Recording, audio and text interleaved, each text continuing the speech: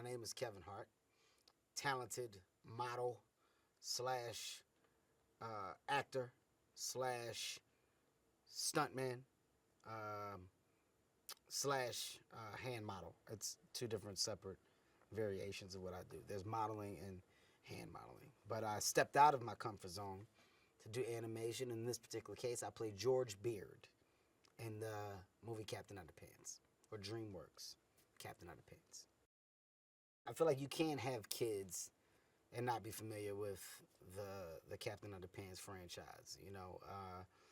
I guess you could say poop and farts and potty talk are legendary in my house, which is why my son is a major fan of Captain Underpants. So the movie came up, and when my name was thrown in the hat, I was excited about the opportunity, and this is one of those things that I simply wanted to do for my kids. I wanted to do it because, yes, it's a great franchise, but this is something that my kids could identify with and think that their dad was the coolest person in the world for doing. So that's why I jumped at it. But I was given the opportunity. The powers to be at the studio and the producers and the director that they had at the time all were excited about the name Kevin Hart when it came up, and luckily enough, I stepped up to the plate and did what I was supposed to do. Principal Krupp he's our bad guy to a certain degree in a character. I think we have two bad guys. Principal Krupp acts as the bad guy because he's the guy that wants the fun to stop. In my household, we would call that guy the fun police. If you're having too much fun, if you're not listening, if you're just laughing and doing pranks all the time, then you're not doing what you're supposed to do. Principal Krupp is that guy. He's an enforcer. He's an enforcer of education and school. Anything outside of that doesn't sit well with Principal Krupp. Underpants are always funny. You can't go wrong. And the guy that pulls his underpants up right below his chest, I think that's area for automatic laughter and jokes. We could have put some hair on him. We could have, but we chose not to. So it's not bad. I applaud it. It makes me laugh every time I hear the tra la la la.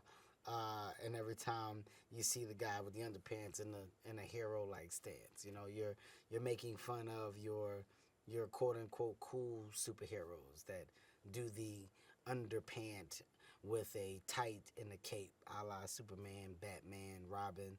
You've seen those guys before. So this is a truncated version of a guy that's in practically, it looks like a diaper to some degree. It's a diaper with a cape, but it's cool.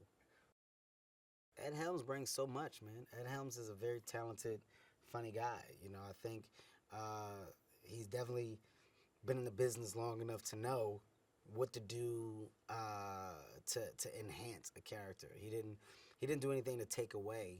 Everything he did was add, and the cadences and the nuances that he brought to the character help amplify Captain Underpants into the guy that he is on screen today. And the same with Principal Krupp. Ed Helms did a great job of the back and forth and just the transformation from making a separation within the two identities that this one character had. We never all were in the booth together. We were never able to play off of one another, but I was able to hear the work that they did prior to me coming in, and I would assume that they were able to do the same. And when you see that the cast members that you have are all bringing their A game, they're all coming to work prepared and just having a good time with the I guess you can say with the process of evolving your character. I can say that they all did an amazing job. David and I had great chemistry. I think a typical session was going in and going over the lines and letting David stay true to this process. David likes to get it.